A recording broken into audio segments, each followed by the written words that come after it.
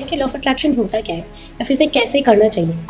आज से 50 साल पहले की जिंदगी देखो, आप 40 साल पहले की जिंदगी देखो, न बीमारियां दिखती थी, हाँ। न बहुत ज्यादा स्ट्रेस दिखता था। आदमी भले छोटा काम कर रहा होता था, सुबह 9 बजे घर से निकलता था, शाम को 6 बजे वापस आ जाता। सर, मैंने आपकी बहुत सारी बुक्स भी देखी हैं कि आपने बहुत सारी बुक्स लिखी है लॉ ऑफ अट्रैक्शन पे, और बहुत सारे आपके पॉडकास्ट देखे हैं। लॉ ऑफ अट्रैक्शन और अध्यात्म में क्या कुछ अंतर है कि भक्ति यानी सिर्फ दिया जलाना, पूजा पाठ करना या फूल चढ़ाना, भोग लगाना ये होता है, या भक्ति का मीनिंग कुछ अलग है या डिफरेंस है? कई बार एक माँ अपने बच्चे को बोल देती है, अरे पढ़ ले नहीं तो फेल हो जाएगा। Creation, operation, destruction, generation, operation, destruction, GOD तीनों हमारे साथ ही हो रहे हैं। कि आप मनी को कैसे अट्रैक्ट कर सकते हो लॉ ऑफ अट्रैक्शन से। कि पिछले 15 दिन में इतनी लेडीज़ें गायब हो गई, इतनी वो गायब हो गए, सबके दिल में दहशत सी हो गई।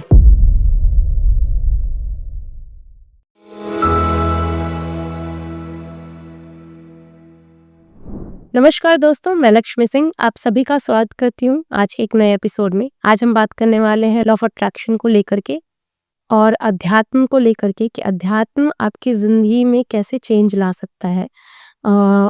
और लॉ ऑफ अट्रैक्शन और अध्यात्म दोनों मिक्स करके आप अपनी लाइफ में क्या ग्रोथ पा सकते हो, उन सभी चीज़ों पे हमने बात की है। तो ये वीडियो पूरी तरीके से आपके लिए है। नमस्ते सर, कैसे हैं आप? मैं बहुत बढ़िया, आप कैसे हैं लक्ष्मी जी? मैं बढ़िया sir, thank you so much कि आपने मुझे टाइम दिया।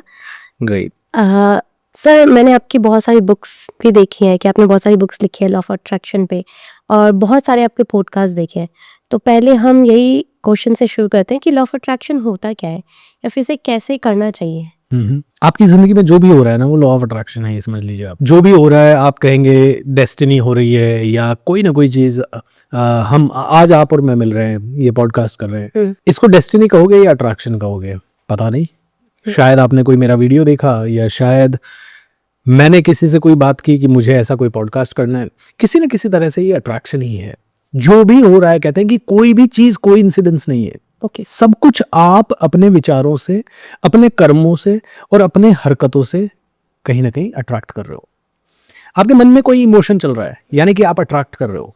या आप कुछ बोल रहे हो, उस समय भी कुछ अट्रैक्ट कर रहे हो। आप कुछ पढ़ रहे हो, उस समय भी आप कुछ अट्रैक्ट कर रहे हो। आप कुछ सुन रहे हो, तब भी आप अट्रैक्ट कर रहे हो। और जब आप कुछ कर रहे हो, तब भी आप अट्रैक्ट कर रहे हो। तो कहते हैं ये सारी चीजें जब मिलती है, इन सभी से आपकी आगे की डेस्टिनी निर्माण होती है। तो जो आपने बचपन में सुना, पढ़ा, सीखा, पूर्व जन्म का तो चलो 1 मिनट के लिए छोड़ देते हैं। किसी इंसान ने 9th क्लास को पढ़ा, लिखा, सीखा, तभी तो वो 10th में गया ना। हाँ। अगर उसके कर्म खराब होते, 9th में नहीं पढ़ता, वो नहीं सीखता, तो 10th अट्रैक्ट ही नहीं होती कभी। सो ऐसे ही जैसे जैसे हम अपने जीवन में कुछ चीजें करते रहते हैं, सुनते रहते हैं, देखते रहते हैं, जैसी जैसी चीजें हम देखते रहते हैं, जैसी जैसी चीजें हम बनते, सोचते, करते रहते हैं, वैसी ही चीजें हम हमारी जिंदगी में लाते रहते हैं। यही लॉ ऑफ अट्रैक्शन है। मतलब ये है कि आप जैसा सोच रहे हो वैसा मिलेगा। जैसा आप सीख रहे हो वैसा भी मिलेगा, जो आप पढ़ रहे हो वो भी मिलेगा, जो आप देख रहे हो इंटरनेट पे वो भी मिलेगा। ओके। और अच्छा भी मिलेगा और बुरा भी मिलेगा। तो हर पल आप अट्रैक्ट कर रहे हो। इसीलिए कहते हैं सोच समझ के जियो, जागृत होके जियो। ऐसा नहीं कि आप मूवीज आपको बहुत अच्छी लगती है, दिन रात आप मूवीज देख रहे हो, बहुत बढ़िया, लेकिन आप कौन सी वाइब्रेशन छोड़ रहे हो इन मूवीज के कारण। इन मूवीज के कारण आप फिर वाइब्रेशन छोड़ रहे हो कहीं ना कहीं नेगेटिविटी की, चीटिंग की, बहुत ज्यादा कॉन्स्पिरेसी की। आप देखिए, आज हमारे बच्चे को हम अकेले पड़ोस में नहीं भेज सकते खेलने के लिए, क्योंकि हमें नहीं पता कि वो वापस आएगा कि नहीं आएगा। इसलिए हम बहुत अलर्ट रहेंगे। हम उसको साथ नीचे लेके जाएंगे, साथ में उसको कहीं छोड़ के आएंगे, फिर वापस लेने के लिए जाएंगे, या उनको बोलेंगे छोड़ के आ। इतनी इनसिक्योरिटी क्यों? जबकि आज से 15-20 साल पहले, 30 साल पहले की बात आप देख लो, कोई बच्चा किसके घर में खेल रहा है, कौन सी जगह पे खेल रहा है, पता ही नहीं। वो घर से बस निकल गया है, 6 घंटे वो बच्चा गायब है, माँ भी कोई टेंशन में नहीं है, पता है आ जाएगा शाम को। तो ये मूवीज, थिएटर्स और ये सारी चीजें हम जो देख रहे हैं या अखबारों में जो पढ़ रहे हैं, उससे हमारा माइंड का निर्माण होता जा रहा है, और वही हरकतें, वही चीजें हमारी जिंदगी में अट्रैक्ट होती जा रही है। सो बुरा मत देखो, बुरा मत बोलो, बुरा मत सुने। तो कहने के मतलब है, जो हम सोच रहे हैं, वो विचार रहे हैं, सोच रहे हैं, वो हमारी लाइफ में इम्पैक्ट डाल रहा है। 100%। जो आप खा रहे हो वो भी इम्पैक्ट डाल रहा है, जो आप पढ़ रहे हो वो भी इम्पैक्ट डाल रहा है। तो आज के टाइम में तो सारी चीजें हम अपने हिसाब से सोचते हैं, सभी लोग अपने हिसाब से सोचते हैं। कोई भी ये सोच ही नहीं रहा कि हम कभी गरीब बनेंगे, या फिर कोई ये नहीं सोच रहा कि मेरे साथ कोई भी चीज गलत होगी। तो उनके साथ वो चीजें क्यों होती हैं? या फिर एक पर्सन है, मान लो, वो फिर गरीब ही क्यों रह जाता है? क्योंकि उसने गरीबी को इतनी ऊर्जा दी है। सोचिए, एक बात मैं आपसे पूछता हूँ, आपने कहा वो आदमी गरीब होने की सोच ही नहीं रहा। हाँ, कोई भी आज नहीं सोचता। जो भी आदमी जॉब में जा रहा है, 10 साल से जॉब कर रहा है, 15 साल से जॉब कर रहा है, 20 साल से जॉब कर रहा है, उसकी डिजायर क्या है? करोड़पति बनने की, अरबपति बनने की, है कि नहीं है? हर आदमी बनना चाहता है। अब जैसे ही वो इंसान जॉब छोड़ के, उसको पता है जॉब में तो 20,000, 30,000, 40,000, 50,000 जो मिल रहे हैं उससे ज्यादा नहीं मिलेंगे, अब वो चाहता है कि अपना बिजनेस खोले, लेकिन नहीं खोल पाता है, डरता है, फेल हो गया तो, फेल हो गया तो, फेल हो गया तो, और ज्यादा मुसीबत आ गई तो अब बताओ वो किसके बारे में सोच रहा है? मुसीबत के बारे में या पास हो गया तो? वही आदमी अगर ये सोचे पास हो गया तो, पास हो गया तो, पास हो गया तो आप कह रहे हो कि आदमी नहीं सोचता। नहीं, आदमी सोचता है।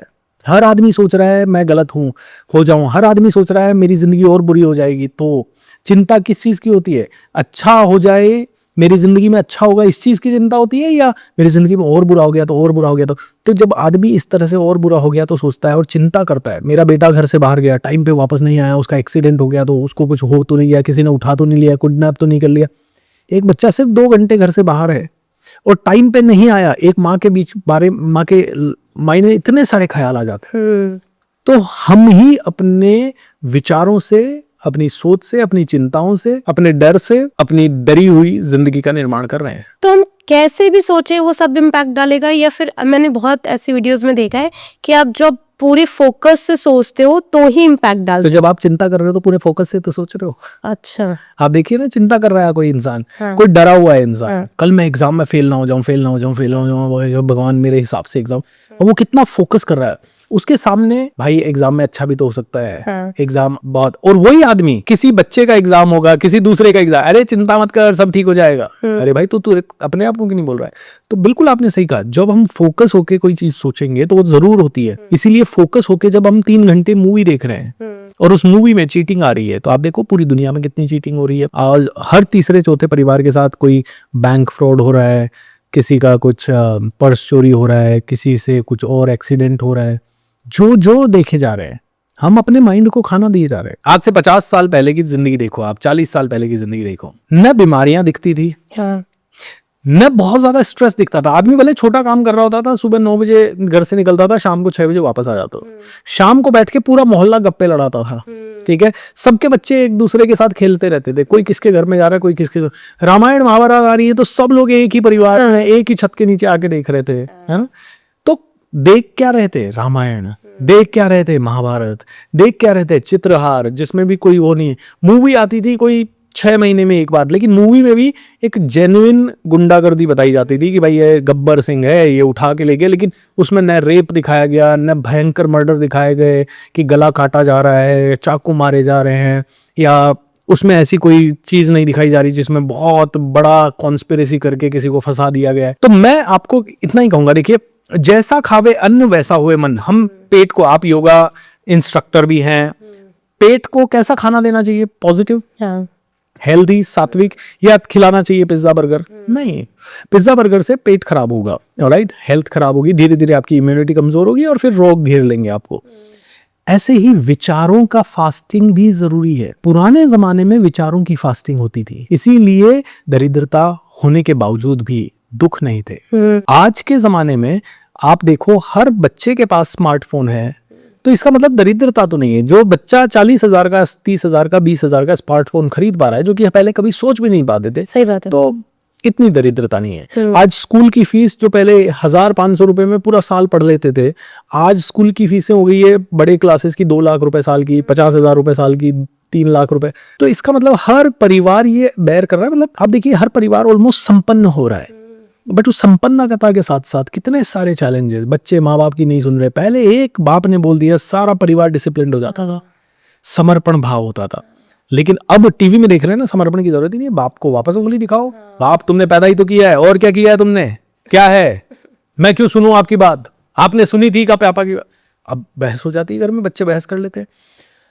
तो मैं कहता हूं, आपकी पूरे जीवन को बैलेंस करने का सबसे पहला सूत्र संयम। क्या करना पड़ेगा? मुझे अपनी एक दिनचर्या बनानी पड़ेगी, एक सात्विक नेचर बनाना पड़ेगा। तामसिक चीजों से उठ के सात्विक की तरफ आना पड़ेगा। मुझे टीवी देखने में प्रॉब्लम नहीं है, देखिए आप महीने में एक बार आप मूवी भी देख लीजिए, लेकिन महीने में 29 दिन आप पॉजिटिव चीजें तो देखिए।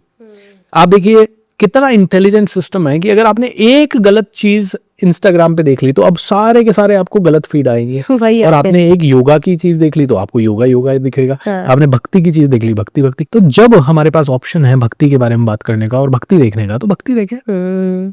आजकल हमने देखा है कि जैसे ही आप कुछ सर्च करो या सर्च भी नहीं करो, सोच लो दिमाग में, पिज्जा ही सोच लो तो हर दूसरे सी ब्रेक में तो पिज्जा ही दिखा। हाँ, ये कितना इंटरेस्टिंग है। सोचो, सोच रहे हैं हम पिज्जा और वो पिज्जा दिखाई दे रहा है। मैं खुद हैरान हो जाता हूँ कई बार। इनफैक्ट इसका पीछे पता है रीजन क्या है? आज आप और मैं पिज्जा बात भी कर रहे हैं ना, ये सारे मोबाइल जो हमारे आसपास पड़े हैं, इनका नेट ऑन होगा, डेटा ऑन होगा, हाँ। ये एआई कैच कर रहा होगा।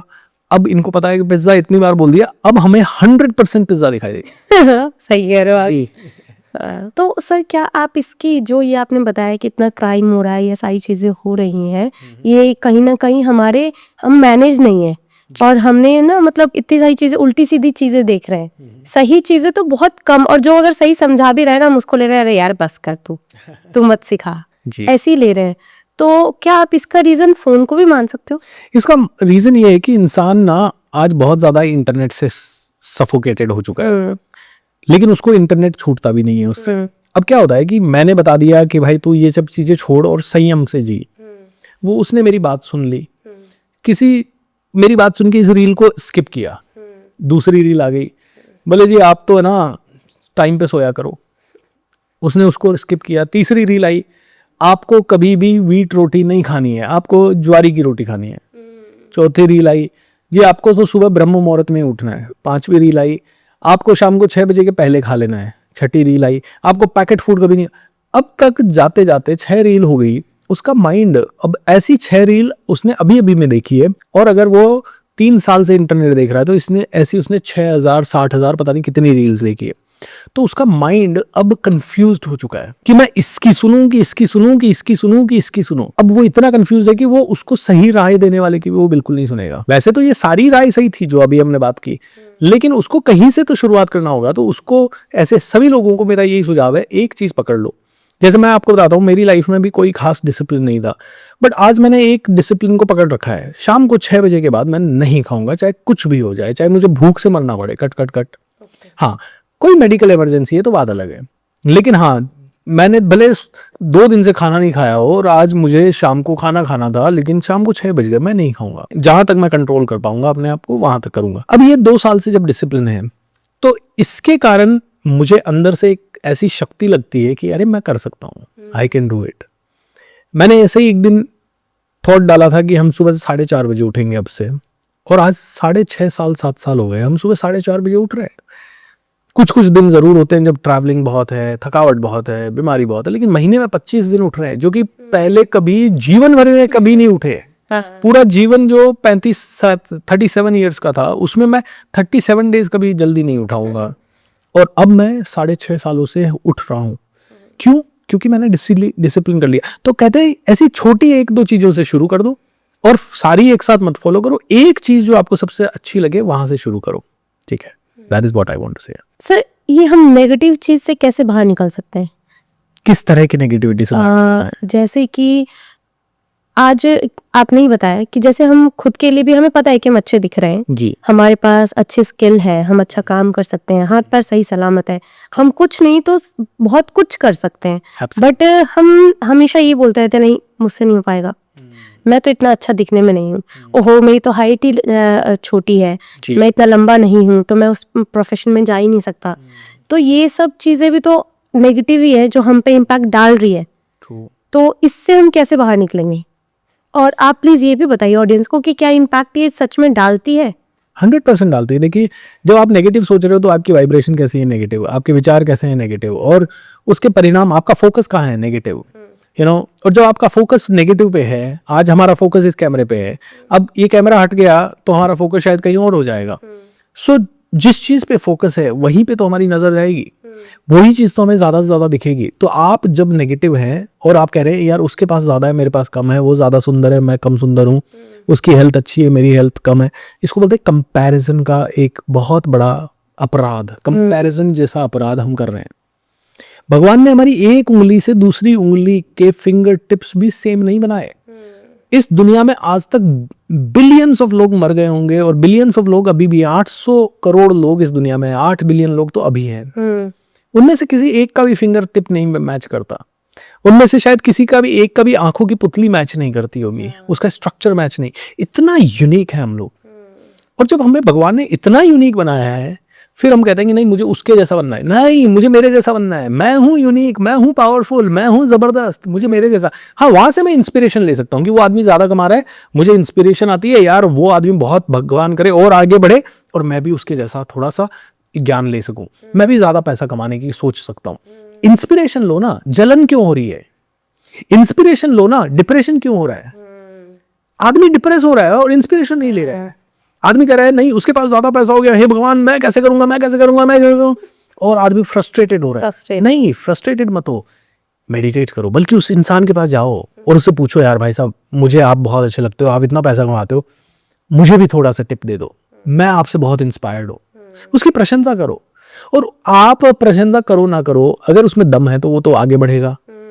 और इसीलिए मैं कहता हूं कि आप अपने जीवन को सरलता से आगे लेके जाओ और कंपैरिजन को थोड़ा थोड़ा कम करो। कंपैरिजन को कम करने का एकमात्र तरीका, कुछ ऐसी चीजें करना शुरू कर दो जो आपको बहुत पसंद है। जैसे किसी को नाच गाना बहुत पसंद हो सकता है, किसी को इंस्ट्रूमेंट बजाना, किसी को योगा करना, मेरे जैसे व्यक्ति को किताबें पढ़ना। तो जब ये चीजें हम करेंगे जो कि हमें बहुत अच्छी लगती है, तो कभी कभी हमें एक अलग सुकून मिलेगा। उन किताबों में हमें कुछ विद्वानों की वाणी मिलेगी, और वो जो विद्वान लोग करते हैं वो जब हमें समझ में आएगा, या हम जब अपने पैशन की तरफ जा रहे हैं, तो हमें जो खुशी अंदर से महसूस होगी, उसके कारण हम कभी भी नफरत में नहीं आएंगे, नेगेटिविटी में नहीं आएंगे। तो कहते हैं, मैं हमेशा कहता हूँ, सुबह सुबह पेट को खाना दो या ना दो, सुबह सुबह अपनी आत्मा को, अपने मन को प्रसन्नता का खाना जरूर दो, अपनी आत्मा को प्योरिटी का खाना जरूर दो। मेडिटेट करो, अच्छी बातें सुनो, सुबह सुबह 1 घंटा तो सुन ही लो। जब मन पूरा खाली है, फिर देखो आपकी जिंदगी में कैसे अट्रैक्शन होंगे। भगवान खुद कहेगा कि इस इंसान से मुझे प्यार हो गया है और ये इंसान को मैं सब देने को तैयार हूँ। तो लॉ ऑफ अट्रैक्शन की शुरुआत कैसे करें? मतलब अगर कोई अभी ये पॉडकास्ट देख रहा है और वो ये सोच रहा है कि मैं इसकी शुरुआत करूं, मैं भी सोचूं अच्छा और सोचूं सारी चीजें। सुनने से शुरुआत होती है। Okay. मैं हूं, चाहे आप हों, चाहे कोई भी इंसान है जिसने लॉ ऑफ अट्रैक्शन वर्ड सुना, संकल्प से सिद्धि सुनी, उसने एक ही चीज सुनी है। पहले सुना, सुनते ही उसको लगा हाँ बात तो सही है, तो पहले सुनो। दूसरी चीज, सुनने के बाद जो सुना है उसको थोड़ा सा इंप्लीमेंट करके देखो कि भाई सुन के मैंने बताया है कि भाई अच्छी किताब पढ़ो या अपनी हॉबी को आप आधा घंटा दो, तो अब इसको करो। करने के बाद मेरी बात पे अनुभव मत करो, मेरी बात पे विश्वास बिल्कुल नहीं करो कि मैंने कह दिया कि भैया जी आप लिखोगे अपनी डिजायर और बोलोगे तो आपकी जिंदगी में बहुत बदलाव आएगा। मेरी बात पे बिल्कुल भरोसा मत करो। मेरी बात सुनने के बाद इंप्लीमेंट करो और उससे जो रिजल्ट आता है उस पर भरोसा करो, फिर डिसाइड करो कि ये करें या ना करें। तो हम हमेशा कहते हैं अपने अनुभव को जानो, अभी अपने अनुभव से जानो। मैंने मेरे टीचर से लॉ ऑफ अट्रैक्शन सुना, मुझे बड़ा अच्छा लगा, मैंने उसको और पढ़ा, मुझे और अच्छा लगा। फिर मेरे पास छोटे मोटे मिरेकल्स होने लगे, क्योंकि उसमें बताया गया था अफर्मेशन बोलो, उसमें बताया गया था विजुअलाइज करो, उसमें बताया था पानी को भी अफर्मेशन बोल के पियो। मैंने जब ये सब सुना तो मैंने करना शुरू किया तो एक छोटा मिरेकल आने लगा। और कभी कभी ऐसी मिरेकल होती थी कि मैं सोचता था किसी का फोन आ जाए और फोन आ जाता था, अब बड़ा अचंभा हो जाता था। तो मैं लोगों को कहता हूँ छोटे मिरेकल्स को नोटिस करो। कभी कभी आप सोचोगे कि खाने को कुछ आ जाए और वही चीज आ जाती है। कभी कभी आपने सोचा कि यार कहीं गलती से एक्सीडेंट ना हो जाए और उसी दिन कोई छोटा मोटा एक्सीडेंट हो जाता है। तो पॉजिटिव और नेगेटिव दोनों को देखो कि आपकी एनर्जी शिफ्ट हुई पॉजिटिवली तो आपको पॉजिटिव परिणाम आए, आपकी एनर्जी नेगेटिवली शिफ्ट हुई, आपके मुंह से नेगेटिव निकला और नेगेटिव भी हो गया। दोनों ही लॉ ऑफ अट्रैक्शन है, बट एक को हम हेट करते हैं, एक को हम प्यार करते हैं। बट आप इसको हेट करो या प्यार करो, इससे कोई फर्क नहीं पड़ता। लॉ ऑफ अट्रैक्शन ऐसे ही काम करेगा। उसको, यूनिवर्स को, ब्रह्मांड को नहीं समझ में आता, आपके सबकॉन्शियस माइंड को समझ में नहीं आता पॉजिटिव क्या है और नेगेटिव क्या है। वो तो एक ही चीज जानता है। आप कमांड कौन सी दे रहे हो भाई? आपने कहा एक्सीडेंट ना हो जाए, आपके माइंड में चित्र कैसा आया? एक्सीडेंट का। आपके माइंड में एक्सीडेंट ना हो जाए तो भी चित्र आएगा कि एक्सीडेंट हो गया है, तो वो ही कमांड गई, चित्र आ गया। तो आपका सबकॉन्शियस माइंड चित्रों में सोचता है, इमेजेस में सोचता है।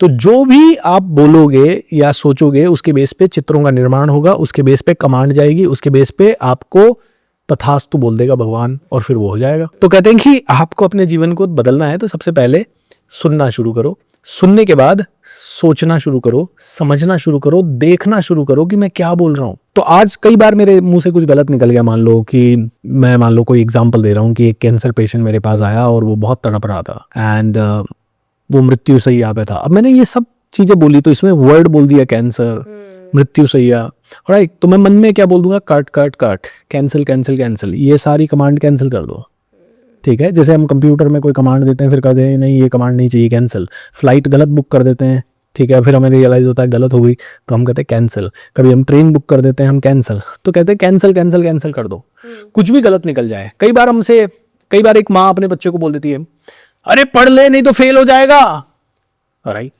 अब माँ ने क्या कमांड दी, फेल हो जाएगा। उसके मन में डर क्या है, फेल होने का। बच्चे के मन में डर क्या आया, फेल होने का। सबने फेल होना सीखा, सबके मन में यही है। अरे भाई बोल दो कैंसिल कैंसिल कैंसिल, डांट दिया, गुस्से में बोल दिया, कोई बात नहीं, डरने की जरूरत नहीं है। क्योंकि ये कहा जाता है कि आपके जुबान पे सरस्वती बैठी हुई है, कब कौन सा शब्द मैनिफेस्ट हो जाएगा पता नहीं पड़ेगा। इसीलिए कॉन्शियस लिविंग की प्रैक्टिस करनी है, सोच समझ के। अब जैसे मैं आज सुबह से इस पॉडकास्ट रूम में बैठा हूं और आपके साथ ये 1 2 3 4 चौथा या पांचवा पॉडकास्ट है आज। कल मेरे 6 पॉडकास्ट हुए, परसों मेरा 1 पॉडकास्ट हुआ। अब जब ये मेरा एनवायरनमेंट ही ऐसा हो गया कि मुझे दिन भर पॉजिटिव ही रहना है, पॉजिटिव लोगों से ही बात करनी है, पॉजिटिव ही बात करनी है। अब देखिए मैं कितनी सारी कमांड्स दे रहा हूँ पॉजिटिव, हर चीज पॉजिटिव बोले जा रहा हूँ। इस रूम में मेरे अलावा 100 और लोग आते हैं और वो पॉडकास्ट करते हैं, उनकी पॉजिटिव एनर्जी भी यहाँ है। और हमारा माइंड में कॉन्शियसनेस भी ये है कि हमारा आपका और मेरा इस समय थॉट है कि जो भी हमारे व्यूअर्स हैं उनको फायदा पहुंचे, तो हमारी इंटेंशन भी पॉजिटिव है। हमें मंदिर जाने की भी जरूरत नहीं है इस समय, क्योंकि यही मंदिर है, क्योंकि यहाँ इतनी पॉजिटिविटी है। बस भगवान की मूर्ति ऐड कर दी और ज्यादा पॉजिटिविटी बढ़ गई, इसी में प्रसाद ऐड कर दिया और ज्यादा पॉजिटिविटी, इसी में धूप पत्ती ऐड कर दी और ज्यादा पॉजिटिविटी, घी का दिया जला दिया और ज्यादा पॉजिटिविटी, और उसको फूलों का हार चढ़ा दिया भगवान की मूर्ति को और ज्यादा पॉजिटिविटी, फिर अच्छा भजन चला दिया और ज्यादा पॉजिटिविटी। तो कहते हैं कि हर रोज अपनी पॉजिटिविटी की डोज को बढ़ाओ और कॉन्शियस होके जियो, ताकि आपकी आत्मा प्रसन्न रहे, आपका मन प्रसन्न रहे और आप जो भी करो उसमें आपको अच्छे परिणाम मिलते रहे। तो आपने अभी बीच में बताया कि जब आप कर रहे थे लॉ ऑफ अट्रैक्शन तो आप पानी भी पी रहे थे, तो वही अच्छे विचार सोच के पी रहे थे, जी। खाना भी खा रहे थे वही अच्छे विचार।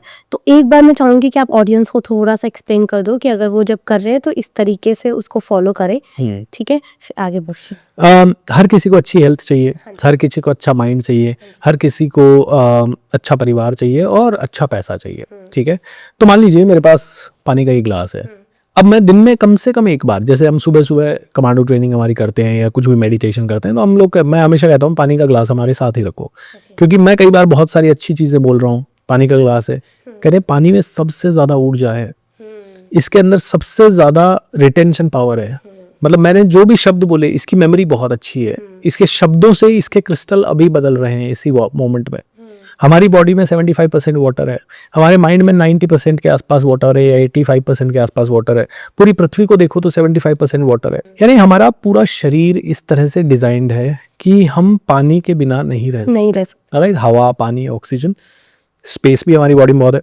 तो अब इस पानी को मैं क्या बोलूंगा, मेरा शरीर स्वस्थ हो रहा है, मैं फिट हो रहा हूँ, आई एम वेरी हैप्पी, मेरे पास करोड़ों रुपए एफर्टलेसली और सरलता से, आसानी से आ रहे हैं। अब मैंने ये बोल दिया, मैं जिससे भी मिलता हूँ भगवान है, मेरा घर स्वर्ग है, मेरा परिवार सबसे सुखी परिवार है। ऐसा कुछ भी अफर्मेशन या तो बोल दो या इस पे चिपका दो। आप बॉटल पे भी आप चाहो तो अपने फेवरेट अफर्मेशंस, मान लो कोई इंसान चाहता है कि वो दुनिया का नंबर 1 यूट्यूबर बन जाए, तो यहाँ लिख दे मैं इस फील्ड का नंबर 1 यूट्यूबर हूँ और मेरे इतने लाख सब्सक्राइबर हो चुके हैं, धन्यवाद। ऐसे करके टेप से चिपका दो और आराम से इस पानी को आप देखोगे पानी का टेस्ट चेंज हो जाएगा, पानी ज्यादा मीठा लगने लग जाएगा। ऐसे ही खाने को कर सकते हैं, क्योंकि खाने में भी पानी भी है और खाने में भी ऊर्जा है, वही ऊर्जा हमारे बॉडी में जाती है और आपके बॉडी के सारे विटामिन मिनरल्स सारे बनाती है।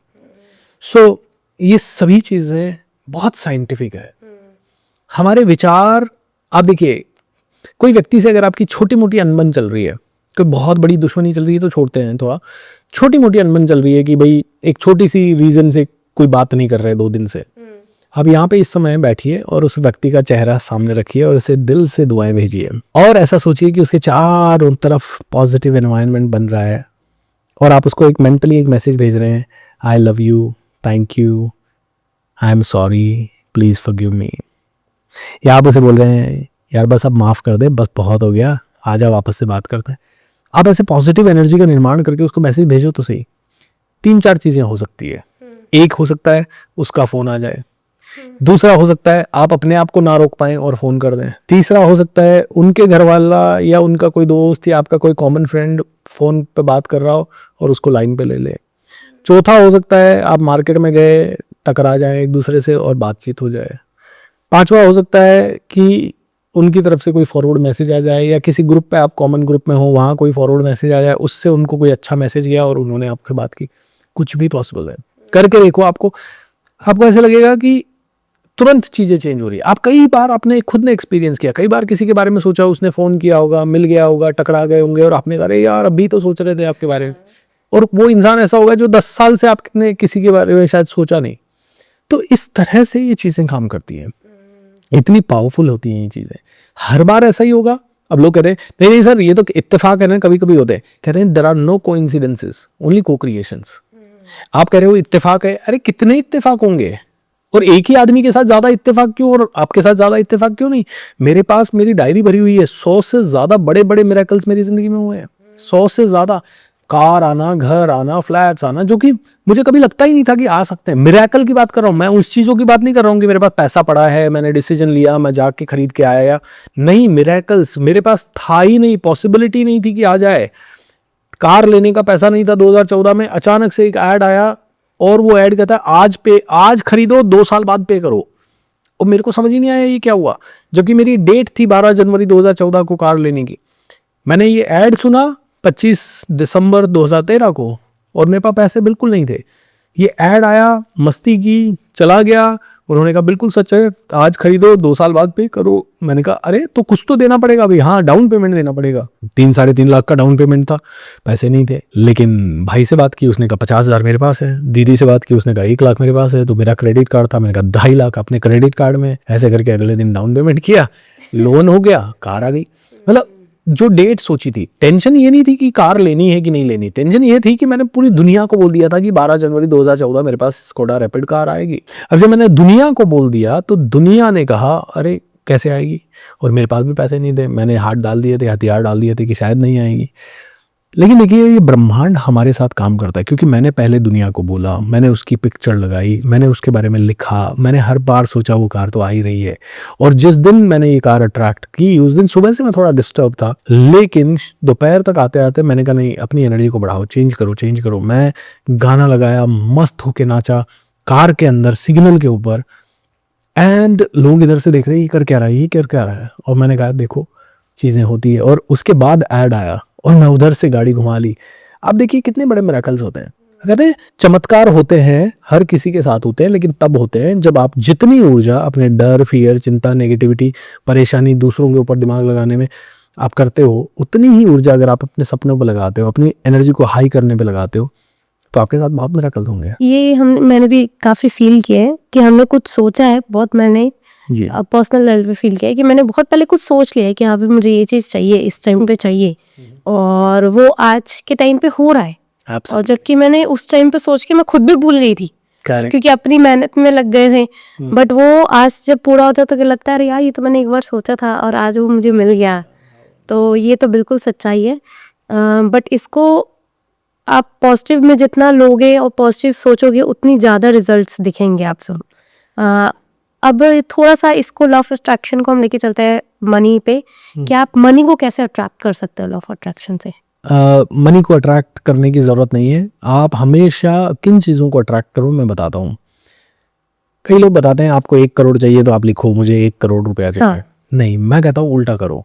1 करोड़ आने के बाद क्या क्या चीज़ें आपको ज़िंदगी में आएंगी वो लिखो। ओके। वो पूरी एक स्क्रिप्ट बनाओ कि मेरे पास आज 1 करोड़ आ गया है, अब मुझे घर भी मिल रहा है, मैं घूम भी रहा हूँ, मैंने ऐसे कपड़े भी खरीदे, मैंने ऐसा व्यवहार किया, मैंने ऐसी बाइक खरीदी, मैंने ज्वेलरी खरीदी, या मैंने बिजनेस में इन्वेस्ट किया और उसके कारण कैमरा खरीदा, उसके कारण स्टूडियो बनाया। जो भी आप पॉजिटिव उस 1 करोड़ के आने के बाद करोगे वो लिखो, और वो लिख के एक कहानी बनाओ कि वाह मैं बहुत खुश हूँ, आज मैंने घर खरीदा, सब लोग आए हैं, बड़ा मज़ा आया है, मेरे घर के अंदर इतने कमरे हैं, इस तरह का वातावरण है, और घर के साथ साथ एक 10 लाख रुपए की होंडा सिटी कार भी खरीदी, ये भी ब्रांड न्यू कार खरीदी। और ये सब चीज़ें लिख के एक डेट डालते जाओ कि हाँ ये इस डेट को आ गई, ये इस डेट को आ गई, ये इस डेट को आ गई। देखिए 1 करोड़ तो एक नंबर है सिर्फ, वो तो आपके बैंक में हुआ नंबर है जो आपने कहा मेरे अकाउंट में आपको दिख रहा है, बैंक को अकाउंट खोला 1 करोड़, आपने 10 लाख गाड़ी वाले को ट्रांसफर किया तो आपने जस्ट एक बटन दबाया, ट्रांसफर किया 10 लाख और वो नंबर घट के हो गया 90,000। आपके ब्रेन ने उसको फील नहीं किया, आपके सबकॉन्शियस माइंड ने उसको फील नहीं किया। सबकॉन्शियस माइंड को हार्ड कैश की तरह टच हुआ नहीं, टच हुआ। सबकॉन्शियस माइंड को तो पैसा मतलब वो हार्ड कैश दिखता है, वो नंबर नहीं समझ में आता उसको ज्यादा। तो सबकॉन्शियस माइंड को समझ में आता है घर, गाड़ी, गाड़ी की इमेज, गाड़ी में बैठोगे फील आएगा। और या फिर 1 करोड़ रुपए का अटैची भरा हुआ, लेकिन वो 1 करोड़ का अटैची तो हमारे पास भरा हुआ नहीं है, क्योंकि सबकॉन्शियस माइंड काम करता है आपकी सारी सेंसेस से। आप क्या देख रहे हो, आप क्या सुन रहे हो, आप क्या सूंघ रहे हो, आप कैसी फीलिंग कर रहे हो, आप कैसी चीज़ों को टच कर रहे हो, है ना, इन चीज़ों से आपका सबकॉन्शियस माइंड प्रोग्राम होता है। तो इसीलिए मैं कहता हूँ कि 1 करोड़ या 10 करोड़ आने के बाद आपकी ज़िंदगी कैसी होगी वो लिखो, उसकी एक स्क्रिप्ट बनाओ, उस स्क्रिप्ट को रिकॉर्ड करो, रात भर सुनो, सोते सोते सुनो उसको, आपका ब्रेन प्रोग्राम होता जाएगा। एंड उसके बाद आप देखो आपको जो भी चाहिए बहुत तेजी से मिलेगा। और अगर आप लिखना भी चाहोगे 1 करोड़ चाहिए मुझे, तो आप लिख दो प्रेजेंट कंटिन्यूअस में, thank you so much God मेरे पास 1 करोड़ रुपए आ गया है, और नीचे साथ में लिखो इस 1 करोड़ के कारण मैंने वो घर खरीद लिया है, वो गाड़ी खरीद ली है, वो ये हो गया है, ये हो गया है, इस तरह से मैंने इस 1 करोड़ रुपए को इन्वेस्ट किया है जिससे हर महीने अब 2 करोड़ आ रहा है, या हर महीने अब 10 लाख रुपए एक्स्ट्रा आ रहा है, या इस 1 करोड़ को मैंने इन्वेस्ट किया गोल्ड में और गोल्ड की प्राइजेस 3 गुना बढ़ के अब मेरा ये 1 करोड़ 3 करोड़ हो गया है। ऐसी चीज लिखो आप, इससे आपका ब्रेन एक एक्शन को फील कर पाएगा। एक्शन आते ही ब्रेन में एक जबरदस्त इमोशन जनरेट होगा, हार्मोन्स जनरेट होंगे, और वो हार्मोन्स कहेंगे हाँ ये मुझे चाहिए। जैसे कोई आदमी सिगरेट पी रहा है, सिगरेट पीने से क्या जनरेट हो रहा है, कोई ना कोई हार्मोन रिलीज हो रहा है जिससे ब्रेन कह रहा है मुझे बड़ी शांति हो रही है, ठीक है। अब ऐसे ही कोई आदमी दारू पीता है, उसको दारू पीने से वही शांति हो रही है। ऐसे ही जो आदमी पैसा अट्रैक्ट करना चाहता है ना, वो जब ये सब चीजें लिखेगा और इनको विजुअलाइज करेगा और इनको फील करेगा, तो उसके ब्रेन में कोई केमिकल रिएक्शन होगा, और ब्रेन को वो केमिकल रिएक्शन जब अच्छा लगेगा तो ब्रेन कहेगा मुझे इसकी आदत है, मुझे ये चाहिए और चाहिए और चाहिए। इसीलिए फिर सेकंड टाइम विजुअलाइज करो उसको मिलेगा, थर्ड टाइम विजुअलाइज करो और मिलेगा, और ऐसे करते करते ब्रेन को जब बहुत आदत हो जाएगी उसकी, तो वो चीज़ आपके पास हकीकत में आ जाएगी। That's how law of attraction work. But मैंने कभी ऐसे लिख के नहीं किया, जी ठीक है।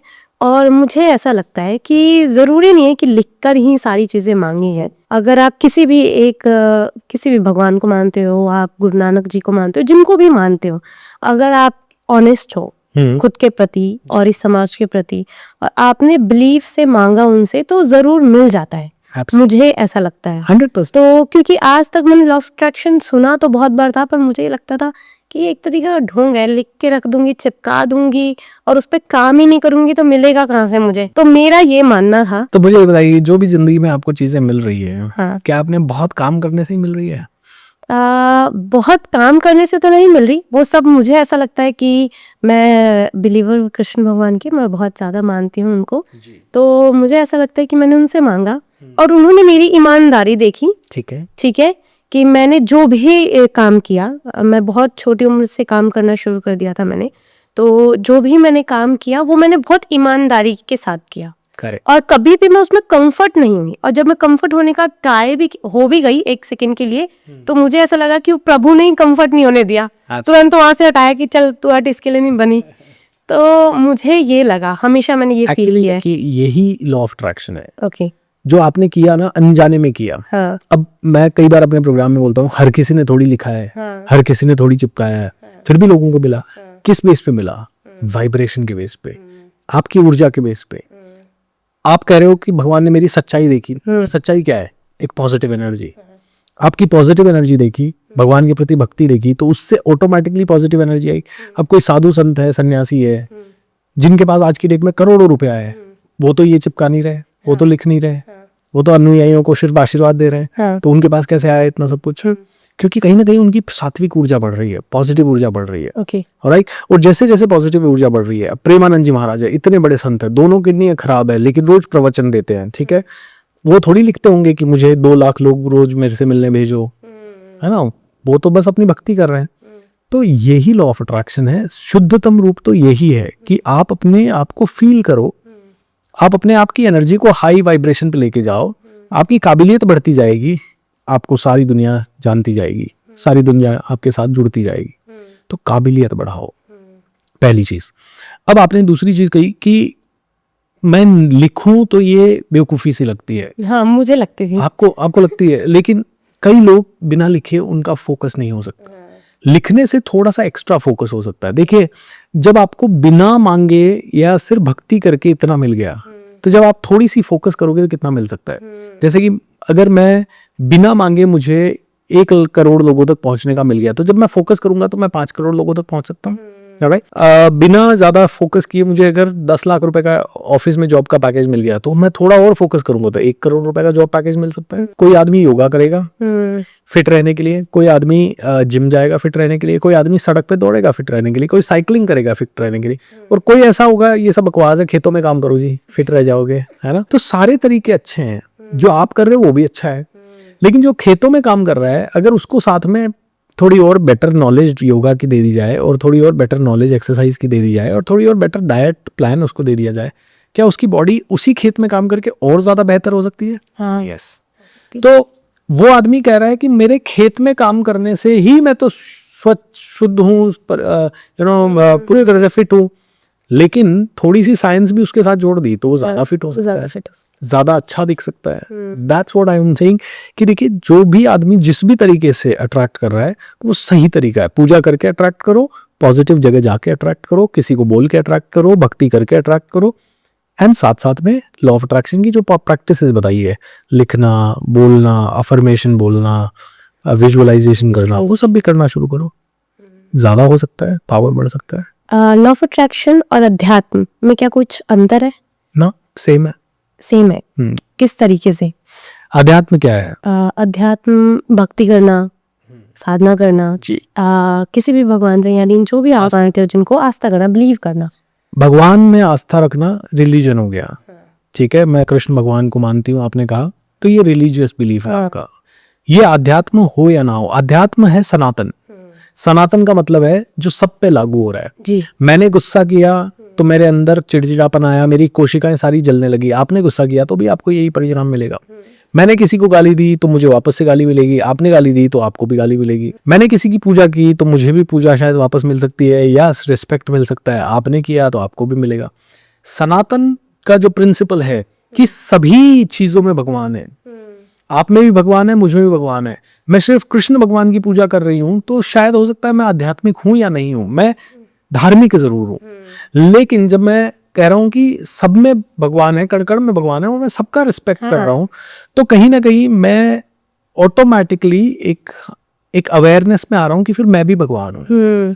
फिर मैं अवेयरनेस में आ रहा हूं कि कहीं ना कहीं जो मैं सोच रहा हूं, तो ये विचार जो है ना मेरे, ये मैं ही क्रिएट कर सकता हूं। और जब ये विचार मैं क्रिएट कर पाता हूं तो मैं क्रिएटर हूं इस विचारों का। इन्हीं विचारों को मैं डिस्ट्रॉय भी कर सकता हूं। जैसे किसी व्यक्ति को सुसाइड का थॉट है, आज है कल शायद नहीं है, तो कैसे डिस्ट्रॉय हुआ?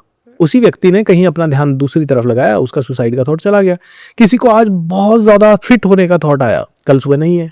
तो विचार क्रिएट भी हमारे मन में हो रहे हैं, विचार डिस्ट्रॉय भी हमारे मन में हो रहे हैं। और विचार, कोई ऐसा विचार भी होता है जिसको हम पकड़ के लंबे समय तक अपनी जिंदगी बना लेते हैं, राइट। तो creation, operation, destruction, generation, operation, destruction, GOD तीनों हमारे साथ ही हो रहे हैं। तो मैं खुद ही हूं वो सारी चीजें करने वाला। तो जब मैं भगवान का अंश हूं तो मुझे कृष्ण भगवान की मूर्ति की मैं पूजा करूं या कृष्ण भगवान को मन में धारण करके पूजा करूं, दोनों एक ही है। एक ही है। और मैं कृष्ण की जगह गुरु नानक देव की पूजा करूं, वो भी एक ही है। और मैं बगलामुखी माँ की पूजा करूं तो एक ही है। और मैं नमाज पढ़ूं तो भी एक ही है। ये आध्यात्मिक कॉन्सेप्ट है। लेकिन जैसे इस आध्यात्मिक कॉन्सेप्ट को धार्मिक बना दिया जाता है, लोग कहते हैं कृष्ण अच्छे, कोई कहता है राम अच्छे, कोई कहता है हमारा अल्लाह अच्छा, और कोई कहता है हमारे ईसा मसीह अच्छे, जबकि एक्चुअल में सब सेम है। सब सेम। आप और मैं सेम ऊर्जा है।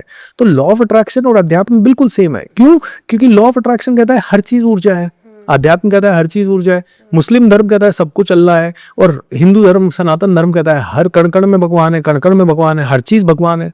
तुम किस किस की पूजा छोड़ोगे और किस किस की करोगे? तो जब सभी जगह पे भगवान है, सभी जगह पे एक सिंगल ऊर्जा है, तो मैं भी भगवान हूँ, और वो चीज जो मुझे चाहिए वो भी भगवान है। तो मैं तो जो ऑलरेडी मेरे पास है वही मांग रहा हूँ इस यूनिवर्स से। तो ये मत सोचो कि तुम जब वो कार मांग रहे हो तो या तुम अपनी जिंदगी में वो खुशी मांग रहे हो तो वो तुम्हारे पास है नहीं। पहले उसे फील करो ऐसा कि तुम्हारे पास ऑलरेडी है। तुम ऐसा फील करो कि तुम ऑलरेडी उसके स्वामी हो। मुकेश अंबानी की सारी दौलत मेरी है। आपको पता है? ये नहीं पता है? आप सबको पता है? नहीं पता है? मेरी है। क्यों? क्योंकि मैं और मुकेश अंबानी एक ही एनर्जी है। सही बात है। एनर्जी लेवल पे। अब आप कहोगे खर्च करके बताओ, नहीं कर सकता अभी, क्योंकि एनर्जी लेवल पे हम एक हैं, लेकिन भौतिक लेवल पे हम थोड़ा सा अभी इस समय अलग अलग है। मेरे अंदर जिस दिन ये विश्वास आ गया और जिस दिन मैंने अपनी एनर्जी को उस लेवल पे उठा लिया, उस दिन मुकेश अंबानी हो सकते हैं खुद मेरे पास आए और बोलेंगे सर ये पकड़ो 100 करोड़ रुपया। मुकेश अंबानी खुद केदारनाथ धाम जाते हैं और बोलते हैं यहाँ पे मैं 10 करोड़ चढ़ा रहा हूँ। किसी और कुंभ मेले में जाते हैं, बोलते हैं वहां पे मैं 500 करोड़ चढ़ा रहा हूँ। क्यों भाई? क्योंकि वहां का वो संत चाहे कहीं पे बैठा हो, या वो भगवान भोलेनाथ की जो वहां पे श्राइन है या मंदिर है केदारनाथ भगवान का, उस मंदिर की पावर इतनी है कि अगर कोई बुद्धिजीवी सोचेगा यार बोले पत्थर है यार, लेकिन हम हिंदू धर्म की आस्था के हिसाब से वो सबसे बड़ा मंदिर है, सबसे बड़ा पावन स्रोत है। और जब वहां पे इतनी ऊर्जा है कि मुकेश अंबानी को वहां जाके पैसा दाने, मैं अगर अपनी ऊर्जा उतना बढ़ा लूं जैसे गौतम बुद्धा ने बढ़ाई, तो क्या गौतम बुद्धा के सामने सारे के सारे राजाओं ने अपनी दौलत बिछा दी थी? गौतम बुद्धा को एक कहीं पे जा रहे थे वो किसी राज्य में, और उस राज्य में उनको एक सभा करनी थी, क्योंकि उनके अनुयायी चाहते थे कि उस राज्य के लोगों को उनके पुण्य का प्रताप मिले। वो अनुयायी था, बड़ा धनी था, तो उसने कहा कि हम इस गार्डन में गौतम बुद्धा की सभा करवाएंगे। सबने कहा ठीक है जी। अब वो राजा का गार्डन था, वो राजा के पास गया, राजा राजा राजा ये गार्डन चाहिए गौतम बुद्धा की सभा करनी। राजा ने कहा नहीं, बिल्कुल नहीं दूंगा। बोले मैं जो आप कहोगे देने को तैयार हूं, आप मुझे ये दे दो या किराए पे दे दो। बोले नहीं, मैं तो बेचूंगा भी नहीं, ना किराए पे दूंगा। उस आदमी ने बहुत मिन्नतें की, सर प्लीज दे दो ना, बहुत इंपॉर्टेंट है, गौतम बुद्धा आ रहे हैं।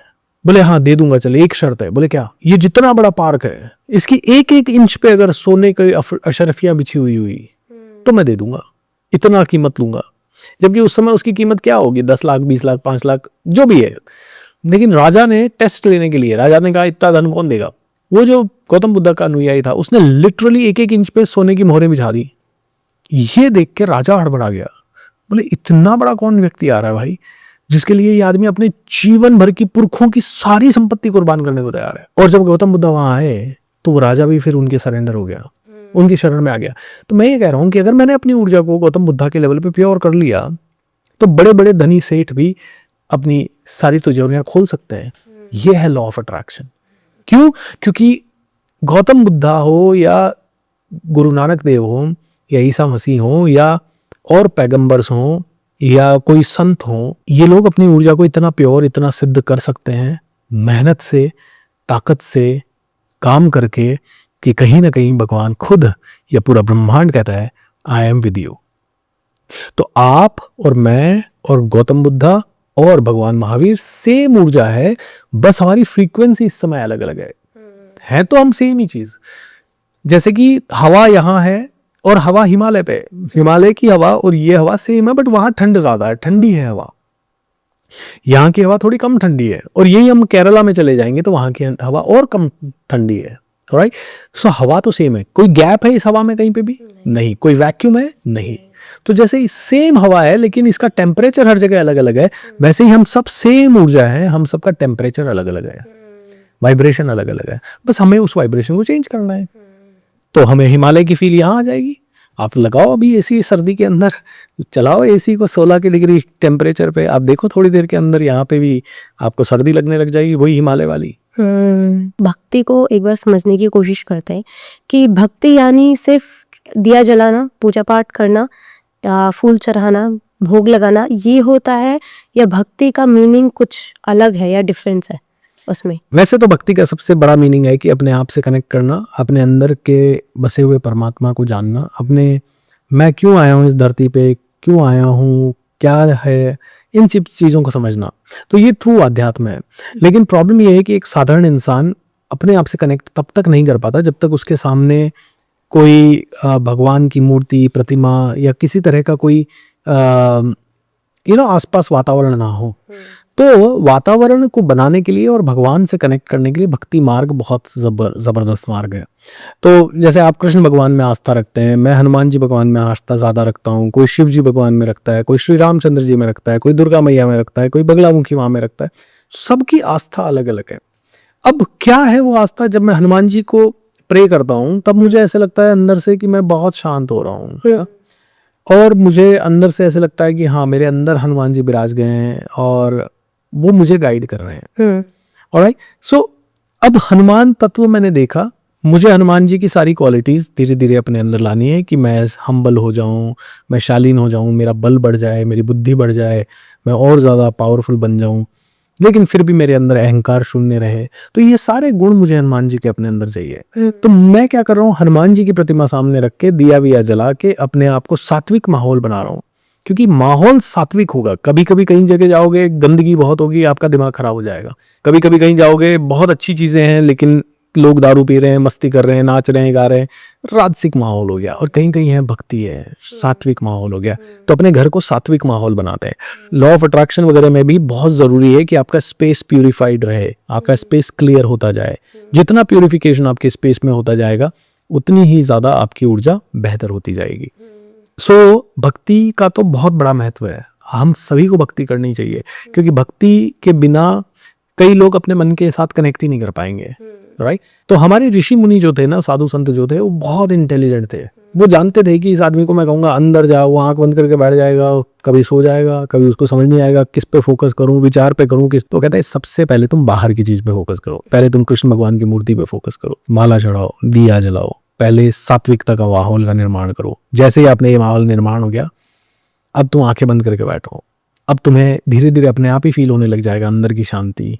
फिर जब वो शांति तुम्हें अनुभव होने लग जाएगी, प्रैक्टिस से धीरे धीरे हो सकता है मूर्ति की जरूरत ही ना पड़े, जहां बैठो बस आंखें बंद करो और कृष्ण दिख जाएंगे। बस फिर धीरे धीरे आप अंदर जाने में लग जाओगे।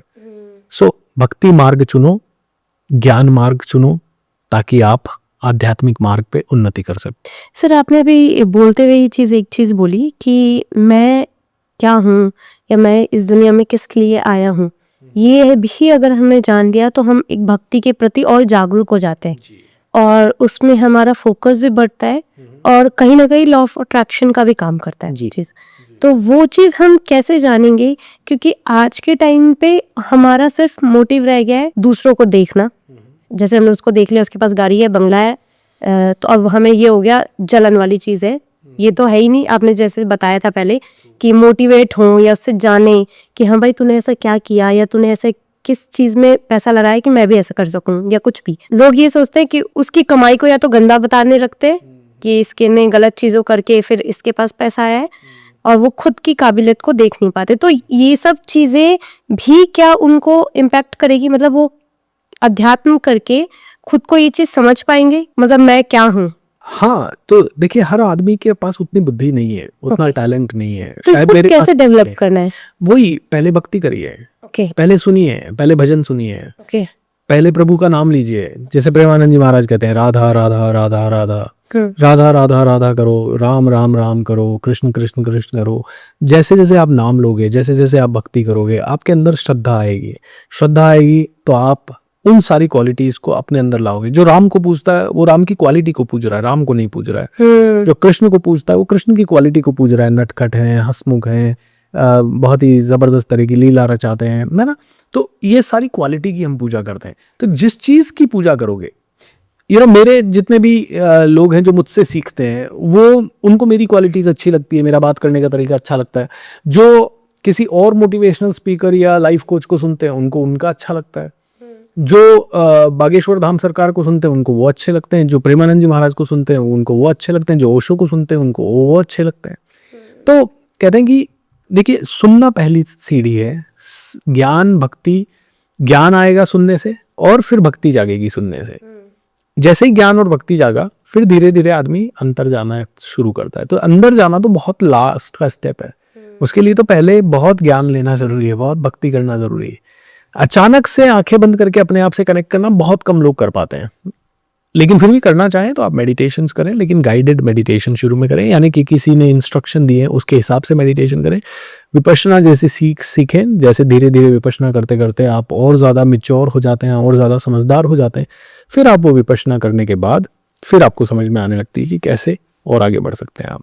सर, आप पहले लॉ ऑफ अट्रैक्शन के बारे में बात करते थे, फिर आजकल आप अध्यात्म को लेकर के बात कर रहे हो, तो ऐसा क्या एक्सपीरियंस रहा आपका कि आप अध्यात्म को लेकर के? एक्चुअली दोनों एक ही है, बस ये है कि मैं थोड़ा सा रिलीजियस भी हो गया हूँ और थोड़ा और आध्यात्मिक भी हो गया हूँ। तो मुझे हनुमान जी महाराज की ऊर्जा से मैं बहुत प्रभावित होता हूँ और कनेक्ट करता हूँ। अब कई लोग कहेंगे कि तो हनुमान जी से करते हो तो राम जी से नहीं करते? नहीं, उनसे तो करता ही हूँ, तो हनुमान जी के भी फोरफादर हैं, मतलब वो तो हनुमान जी के भी ईष्ट हैं। और तो क्या आप शंकर भगवान से नहीं करते? नहीं करता हूँ ना, क्योंकि हनुमान जी रुद्र अवतारी हैं, ठीक है, शंकर के अवतारी हैं। तो क्या आप कृष्ण भगवान से नहीं करते? करता हूँ ना, कृष्ण भगवान तो विष्णु अवतारी है, वो तो श्री राम जी के ही अवतार है, समझ रहे हैं? तो जब आप एक को पकड़ लेते हैं, चाहे आपने कृष्ण को पकड़ लिया, तो क्या आप हनुमान जी को नहीं पूज रहे? आप पूज रहे हैं। तो मुझे पहला तो ये आया कि हनुमान एनर्जी मुझे थोड़ी ज़्यादा अट्रैक्टिव लगती है, और शायद बचपन से ही एक छोटा सा कनेक्शन बना। लेकिन कुछ ऐसी भी चीज़ें हुई कि आदमी जब उसकी ज़िंदगी में चमत्कार होता है तो तब वो मानने लगता है कुछ चीज़ें। मेरी ज़िंदगी में भी काफ़ी चमत्कार हुए हैं, और कई बार ऐसे चमत्कार हुए कि मैं हनुमान मंदिर गया तो मेरे साथ छोटा मोटा चमत्कार हो गया। मैंने सुंदरकांड किया तो मेरे अकाउंट में पैसे ज़्यादा आने लग गए। मैंने हनुमान चालीसा किया तो अचानक से मेरे छोटे मोटे रुके हुए काम होने लग गए। जब ऐसी चीज़ें मेरे साथ हुई तो मैंने कहा, जब ये कभी कभी करने से इतना हो रहा है तो रोज़ करें। तो मैं रोज़ करवा देता हूँ। रोज़ हम हनुमान चालीसा पढ़ लेते हैं, रोज़ हम सुंदरकांड कर लेते हैं कई बार, या हर दूसरे तीसरे दिन कर लेते हैं। जैसे कल मेरे 2 सुंदरकांड के पाठ हैं। तो ये सब चीज़ें हम करते हैं। और अध्यात्म की तरफ रुचि क्यों आई? क्योंकि मैंने देखा कि लॉ ऑफ अट्रैक्शन और अध्यात्म तो सेम है, और असली ऊर्जा और सात्विक ऊर्जा जब तक हम नहीं करेंगे तब तक हमें सही अट्रैक्शन का ज्ञान नहीं होगा। अभी आदमी लॉ ऑफ अट्रैक्शन को कैसे सुन रहा है? मुझे वो नौकरी मिल जाए, बस इसके लिए लॉ ऑफ अट्रैक्शन सिखा दो। मेरी बीमारी ठीक हो जाए, उसके लिए लॉ ऑफ अट्रैक्शन सिखा दो। अरे एक चीज़ को क्यों फिक्स करने का? एक चीज़ तो मतलब इस घर में एक छोटी सी चीज़ खराब हो जाए, उसको ठीक करना सिखा दो। नहीं, घर बनाना सिखा दें यार। हम क्यों ना पूरा महल बनाना सिखा दें? हम क्यों ना पूरा सिटी बनाना सिखा दें? तो मैंने कहा, जब छोटी मोटी चीज़ें फिक्स करना सीखने की बजाय पूरी ज़िंदगी को फिक्स करना सीखते हैं, और उसके लिए आध्यात्मिक ऊर्जा बहुत ही ज़्यादा इंपॉर्टेंट है।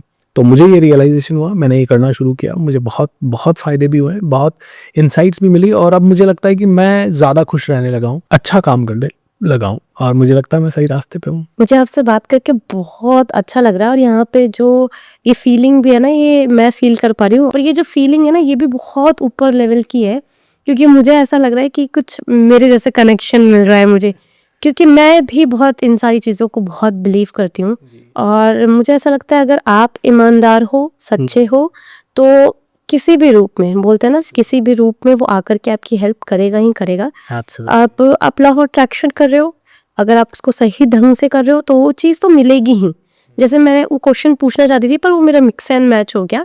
बेसिकली ये था कि हम अभी क्या होता है ना, लोगों का अभी भी करंट में ये हो रहा है, तभी हम देख रहे हैं इतनी क्राइम हो रही है। अभी आपने बीच में न्यूज़ सुना होगा, अभी जो 2-4 दिन पहले न्यूज़ की, इतनी लेडीजें गायब हो रही है, इतने बच्चे गायब हो रहे हैं, आपने न्यूज़ देखा होगा। अचानक से ही आ गया था कि पिछले 15 दिन में इतनी लेडीजें गायब हो गई, इतनी वो गायब हो गए, सबके दिल में दहशत सी हो गई।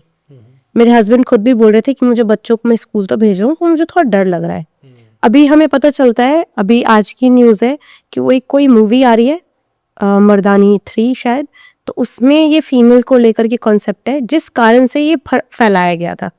तो आप सोचो कि इतने बड़े लेवल पे ये चीज़ फैला दी गई, लोगों के दिमाग में ये डर फैला दिया गया। आप मतलब कितने बड़ा हार्म कर रहे हैं लोगों को, हम अपने सोसाइटी को, सिर्फ अपने फायदे के लिए। और आज हम सिर्फ उनको नहीं ब्लेम कर सकते हैं, हर एक पर्सन अपने फायदे के लिए किसी ना किसी को नुकसान पहुंचा रहा है। और जब मुझे ऐसा लगता है कि जब आप अध्यात्म में आते हो या लॉ ऑफ अट्रैक्शन को फॉलो करते हो, तो आप इन सब चीज़ों से दूर हो जाते हो। आपको लगता है कि सामने वाला बंदा अगर कुछ उल्टा बोल भी रहा है ना आपको, तो मुझे ऐसा लगता है मैं ये सोचती हूँ कि शायद वो मुझे जानता नहीं है। कोई बात नहीं, जब जानेगा तो उसे पता चल जाएगा कि मैं कौन हूँ। तो जब आप ये सारी चीज़ें करते हो फॉलो, जब हनुमान जी को मानते हो या किसी भी भगवान को मानते हो, तो मुझे लगता है वो सारी शांति, कूलनेस अपने आप आ जाती है। तो आप ऑडियंस को बताइए कि किस तरीके से और हम भगवान के पास जा सकते हैं। भगवान के पास जाने से पहले खुद के पास आ जाओ। हाँ, ये बिल्कुल सही कहा आपने, क्योंकि पता नहीं भगवान तो कौन सी शक्ति है जिसके पास हम कितना जा पाएंगे। हमें खुद के पास आना है, हमें घर लौटना है वापस। हमें समझना है कि हम कौन हैं, हमारी सात्विकता क्या है, हमें कौन सी चीज़ें बहुत अच्छी लगती है। हम प्रकृति में जाते हैं, बड़ा सुकून मिलता है। हम बारिश में नहाते हैं, हमें बड़ा सुकून मिलता है। हम खुले में आराम से बाग में बैठते हैं अकेले, बड़ा सुकून मिलता है। हम कभी-कभी आराम से बैठ के बालकनी में बैठ के चाय पी रहे होते हैं, हमें बड़ा सुकून मिलता है। हम कभी-कभी मंत्र चैंटिंग करते हैं, हमें बड़ा आनंद मिलता है। तो जिन भी चीज़ों में हमें अथाह आनंद मिलता है ना, वो सब फ्री है। सब फ्री है। दुनिया की सारी बेस्ट लग्जरीज है ना, वो फ्री है। लेकिन लोग क्या कहते हैं, नहीं नहीं कार मिलने पे आनंद आएगा। ना भाई, जो आनंद आज आ सकता है ना, पहले उसे आज ले ले। कार के कारण दुखी होके कि अरे मेरी तो कार पुरानी है, मैं तो स्कूटर पे जाना पड़ रहा है, मेरे को तो साइकिल पे जाना पड़ रहा है। कार हो सकता है 3 साल बाद आए, 10 साल बाद आए, 50 साल बाद आए, वो आपके हाथ में इस समय थोड़ी है। इस समय की लग्जरी को इसी समय ले लो। तो इस समय और कुछ नहीं कर सकते तो दोनों हाथ जोड़ के बोल दो थैंक यू, जिंदा तो हूँ, हाउ वंडरफुल। स्माइल आ गई। सो पहले खुद से मिलो, और खुद से मिल गए तो परमात्मा से अपने आप मिल जाओगे। इस विश्वास को अपने अंदर रखो। और परमात्मा कैसा होगा, उससे मिलने के बाद क्या होगा, उसमें मैं जाना ही नहीं चाहता। मैं कहता हूँ मुझे परमात्मा से ही नहीं मिलना। क्यों मिलना है मुझे परमात्मा से? मुझे अपने आप से मिलना है पहले, फिर मैं देखूंगा। पहले मैं खुद से पूरी तरह से मिल लूंगा ना, तब मैं देखूंगा कि मुझे परमात्मा से मिलना है या नहीं मिलना है। सर आज के टाइम पे अभी लोग बहुत इरिटेट रहते हैं, फ्रस्ट्रेट रहते हैं। अगर उनकी गाड़ी से स्कूटी टच भी हो गई तो उनको लगता है मेरी गाड़ी पूरी ब्रेक हो गई, अब उनको मारना, रॉड निकाल लेना, तुरंत इरिटेट हो जाते हैं। तो इसमें लॉ ऑफ अट्रैक्शन और साथ में अध्यात्म कैसे उन पे काम कर सकता है या उनको कितनी ईजिली काम बना सकता है? पहले तो उन लोगों को समझना होगा कि जब वो ये कर रहे हैं ना, तो वो अपने आप को बहुत हार्म कर रहे हैं। उनकी वाइब्रेशंस जो यहाँ होनी चाहिए वो इस लेवल पे आ गई है। उन्हें लग रहा है इस समय उन्होंने दूसरे को गाली दे दी और दबा दिया या रॉड निकाल के डरा दिया, मतलब ये जीत गए, वो हार गया। नहीं, असल में ये हारे हैं और वो जीता है। क्यों हारे हैं ये? वो कब हारेगा? जब वो डर गया, और वो डर में ही रहा अगले कुछ दिनों तक, तो वो हार गया। लेकिन मान लो वो तो उस समय बचबुचा के जैसे तैसे निकल गया, लेकिन ये आदमी 1 घंटे तक गुस्से में है, चिड़चिड़ा है, ईगो में है। तो इसने क्या किया, अपने वाइब्रेशन को लो किया, अपनी बॉडी की सारी कोशिकाओं को शट डाउन किया। इसके बॉडी में हजारों फंक्शंस अच्छे होने थे, वो जल गए। मतलब पूरी बॉडी इसकी परेशान हो गई, अंदर एक नर्क का सा माहौल बन गया। अब जब ये हुआ तो अट्रैक्शन कैसा होगा? शायद उस मोमेंट में उसने गालियां दूसरे को दी। कहते हैं कि जो दूसरों के लिए खड्डा खोदता है वो खुद उसमें पहले गिर जाता है। तो वैसा ही खड्डा उसके लिए खुदना शुरू हो गया, समझ लीजिए। और कहीं ना कहीं किसी न किसी रूप में उसको ये नुकसान बहुत बड़ा झेलना पड़ेगा। अब दूसरी चीज, इसको ठीक कैसे करें? तो जब सुबह शाम आप हनुमान चालीसा करोगे, सुंदरकांड करोगे, आध्यात्मिक माहौल बनाओगे, भक्ति भाव का माहौल बनाओगे, ऑटोमेटिकली आपका गुस्सा कम होगा। ऑटोमेटिकली आपके अंदर सरेंडर भाव आएगा, ग्रेटिट्यूड का भाव आएगा कि यार वास्तव में भगवान कर रहे हैं सब कुछ, मैं थोड़ी कर रहा हूँ। अध्यात्म का सबसे बड़ा रोल है कि इंसान को ये समझ आए कि तुम नहीं कर रहे हो भाई। आप और मैं एक दूसरे को जानते भी नहीं थे और आज पॉडकास्ट कर रहे हैं, ठीक है? हम कैसे कर रहे हैं ये पॉडकास्ट? और कोई हमें जानता भी नहीं था, लेकिन ये पहली बार पॉडकास्ट देख रहा है। तो कैसे ये लोग अट्रैक्ट हो रहे हैं? वो आदमी कहेगा नहीं मैं यूट्यूब पे गया जी। तो तुम तो गए थे यूट्यूब पे, तुमने वीडियो थोड़ी खोला था मेरा, तुम्हें तो मैं पता भी नहीं हूँ, फिर ये वीडियो क्यों खुला? यही मैसेज तुम्हारे पास क्यों आया? तुम्हें लग रहा है तुम कर रहे हो, कुछ और कर रहा है, कोई और कर रहा है। इस समय कोई और व्यक्ति सोच रहा होगा कि वीडियो देखूंगा, लेकिन वो कहीं और फंस गया होगा। कोई और व्यक्ति सोच रहा होगा मैं ऑफिस जाऊंगा, लेकिन वो ट्रैफिक में होगा। या कोई ट्रैफिक में फंसा हुआ व्यक्ति सोच रहा होगा कि मैं तो आज मेरे साथ बहुत बुरा हुआ, लेकिन वो डिले हो गया और वहां जाके उसको समझ में आया कि उसके साथ तो बहुत अच्छा हो गया। जिस व्यक्ति से मीटिंग थी वो तो और भी लेट हो रहा है। तो हम नहीं कर रहे, कोई और कर रहा है। कोई और शक्ति है जो ये हमसे करवा रही है। मैं जो शब्द बोल रहा हूँ वही शब्द आप ही के पॉडकास्ट में, यही शब्द क्यों बोल रहा हूँ? ये शब्द मैंने कई बार, ये वाली जो चीज अभी बोल रहा हूँ, ये शायद मैंने किसी भी पॉडकास्ट में बोली नहीं होगी, या हमने कुछ और बातें की जो शायद किसी और पॉडकास्ट में नहीं बोली होगी, जबकि मेरे करीब 60-70 पॉडकास्ट से ज्यादा हो चुके होंगे, या मेरे बहुत टॉक्स हो चुके होंगे। लेकिन यहाँ पे क्यों निकल रही? कौन निकलवा रहा है? कौन ये विचार दे रहा है? आई थिंक हमें अध्यात्म इसी चीज को कनेक्ट करवाता है। इसीलिए जब ये लोग भक्ति भाव में जाएंगे तो इनके अंदर ये ऑटोमेटिकली समझ आएगी, और ऑटोमेटिकली थोड़ा गुस्सा कम होगा, थोड़ा लालच कम होगा, थोड़ा घमंड कम होगा, सरेंडर भाव आएगा। क्योंकि स्पिरिचुअलिटी में आप सरेंडर हो जाते हो, आप माथा टेक देते हो, आप अपने हाथ भी पूरी तरह से टेक देते हो, भगवान हम आपके शरण में हैं। तो शरण में जाता है आदमी, एंड उसके बाद सब कुछ बदलने लगता है। हमने स्पेशली देखा है सैटरडे और ट्यूसडे हनुमान जी के मंदिर में, या फिर और भी डेज पे, अलग अलग डेज पे, या फिर जैसे न्यू ईयर था तो सारे मंदिरों में एकदम भीड़ है, पंडित जी हटा रहे हैं पर वहीं पे हनुमान चालीसा चल रहा है, जी हट भी नहीं रहे वो लोग, लड़ाई करने पे तुले हुए हैं बट हटना नहीं है उनको, हनुमान चालीसा हनुमान जी के सामने करके जाना है। जी तो आप ऐसे लोगों को क्या बोलना चाहोगे या फिर उनको क्या गाइड करना चाहोगे? क्या वो सही है उनका डायरेक्शन? अगर भक्ति आपका अहंकार बढ़ा रही है तो वो भक्ति गलत है। अगर आपने कहा कि मैं तो वहीं बैठ के करूंगा जी, भले 100 लोगों को असुविधा हो जाए, मैं आया हूँ इतनी दूर से चल के तो मैं तो यहीं करके जाऊंगा, तो ये अहंकार है। और अगर आपको भक्ति का अहंकार हो गया तो ये सारे अहंकारों से खतरनाक अहंकार है। आप देखिए कई ऐसे लोग होते थे, पंडित पुजारी मुल्ला मौलवी या कोई बहुत बड़े लोग जो धर्म के ठेकेदार बने हुए हैं, उन सब में भयंकर अहंकार है। हम भगवान के इतने सालों से पुजारी, इतनी पीढ़ियों से पुजारी, हमें कंठस्थी आता है, हमें ये ग्रंथ आता है, हमें संस्कृत के श्लोक आते, तो मुझे नहीं आते, तो मैं क्या कम भक्त हूँ? आप क्या ज्यादा भक्त हो गए? नहीं नहीं, हम ज्यादा भक्त हैं। अच्छा, कहाँ मिले आपको राम? मिले? नहीं मिले, मुझे भी नहीं मिले, आप बराबर हो मेरे। जब आपको नहीं नहीं हमारे इतने पूछते लोग हैं हमारे, अरे तो वो भक्ति का अहंकार है भाई। तो पंडित और पुजारी अगर कोई किसी को मंदिर से हटा रहे हैं, कह रहे हैं कि भाई साहब दूसरे लोग भी आ रहे हैं, आप चले जाओ, उनकी आपसे दुश्मनी नहीं है। मंदिर खाली होता तो आप हनुमान चालीसा क्या रात भर बैठ के भक्ति करो ना। जहाँ मंदिर खाली नहीं है तो उनको हजारों और लोगों की व्यवस्था करनी है, तो इसलिए वो आपको कह रहे हैं हट जाओ, तो थोड़ी देर हट जाओ। और हनुमान जी की शक्ति की बात कर रहे हो तो उस मंदिर की मूर्ति में जो शक्ति है, अगर आपको लग रहा है कि वो सामने आप मूर्ति देख के कर रहे हो तो ही आपको मिल रही है, तो ये आपका सबसे बड़ा वो है क्या कहते हैं, सबसे बड़ा ज्ञान है। आप आधा किलोमीटर साइड में आ जाओ, 100 मीटर साइड में आ जाओ, 500 मीटर साइड में आ जाओ, आपको वहां पे भी भगवान जी का तो ऑरा रहेगा ना। कोई भी सात्विक पुरुष कहीं जाता है ना तो उसका ऑरा फैल जाता है। आज प्रधानमंत्री मोदी भी कहीं जाते हैं तो ये आसपास के पूरे वातावरण में एक वो आ जाती है कि मोदी आ रहे हैं, मोदी आ रहे हैं, 10-15 दिन पहले से।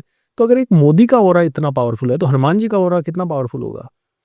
तो आदमी कहता है नहीं, उस मूर्ति के 500 मीटर के अंदर अंदर या सामने बैठ के ही वो पूजा करूंगा तो ही वो ऑरा मिलेगा, ऐसा बिल्कुल नहीं है। थोड़ा साइड में हो जाएगा, थोड़ा समझदार बनो, अहंकारी ना बनो। दैट्स व्हाट आई से। हनुमान जी आपसे तब ज्यादा प्रसन्न होंगे जब आप दूसरों के सुख दुख का ध्यान रखोगे, ना कि जब आप सिर्फ अपने सुख का ध्यान रखोगे। Thank you so much sir, आपके साथ बात करके बहुत ही अच्छा लगा और समय को बस देखते हुए इस वीडियो को एंड करना पड़ रहा है, वरना तो अभी लगातार अध्यात्म पे बात चलती रहेगी। जी फिर से कनेक्ट करने की कोशिश करेंगे और ऐसी अपनी ऑडियंस को और भी अच्छी बातें बताने की कोशिश करेंगे।